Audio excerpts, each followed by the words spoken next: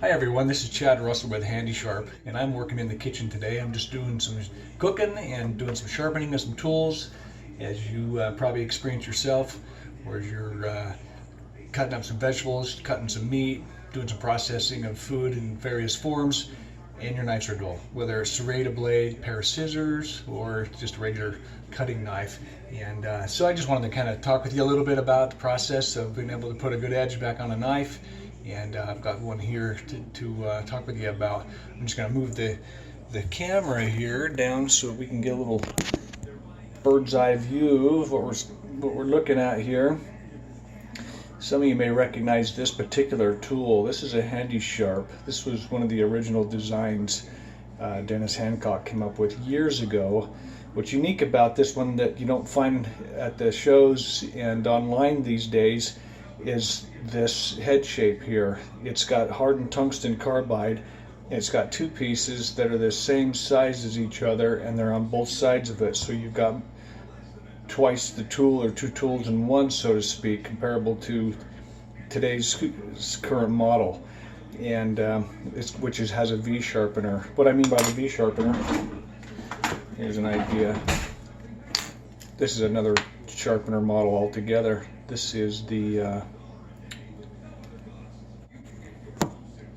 rectangle version, and the rectangle version has a V sharpener here. V sharpener, basically two shapes, V shape, put your knife in the center of the V concept, slide your blade through it.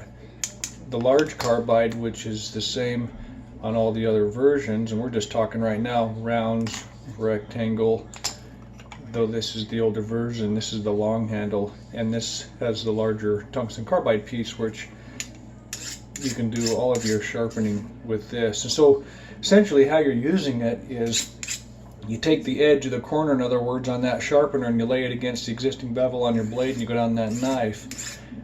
The angle is important, so here's how you find the angle. You look for it. And what I mean by that is you simply hold the sharpener in such a way that you can find the angle or the reflection on the beveled slope. So if I'm holding that here, hopefully you're able to see a little bit of the glare, the shine of the reflection on that part of the blade here. There we go.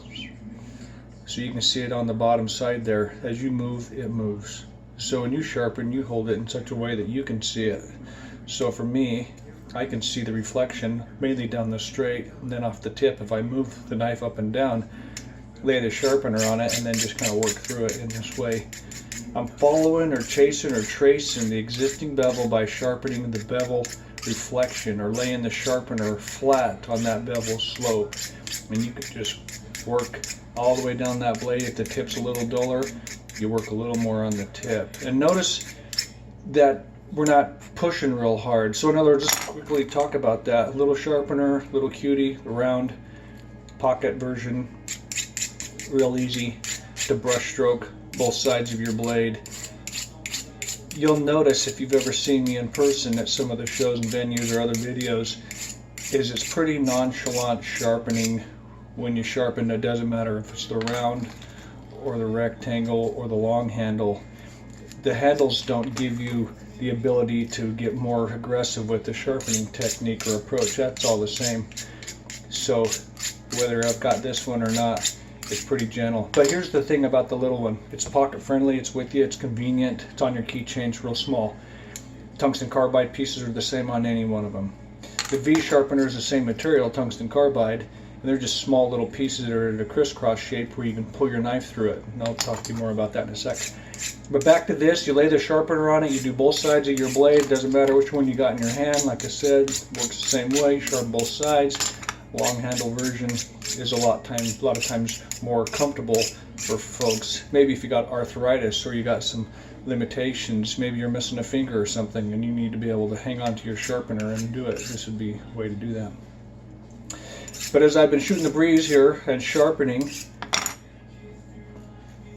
making some progress here, here's a quick way to check your work. You sharpen both sides of your double bevel blade, and as a comparable, the back of the knife, it's got a 90-degree corner or edge on both sides, but it doesn't cut you. It's not that kind of sharpness, okay? In fact, it doesn't even catch on your thumbnail if you go to scrape it, because there's no bite or edge to it. comparably, when you've got a sharp edge, I'm not trying to push hard, you can see it here gathering some thumbnail off my finger here because the edge has got some sharpness to it and it is catching that, and that is a real easy, doesn't hurt you, you're not going to bleed unless you get carried away, which we don't want to do, right?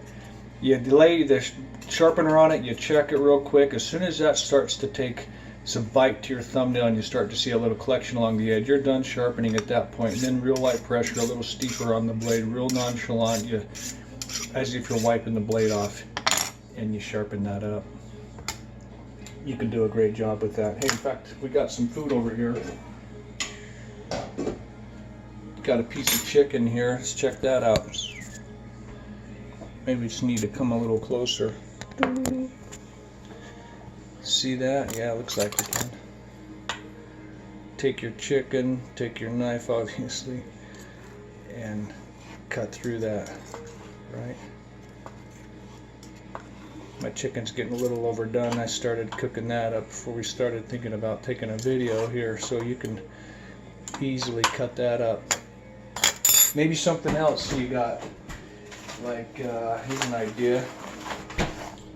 Tomato, right? Wow.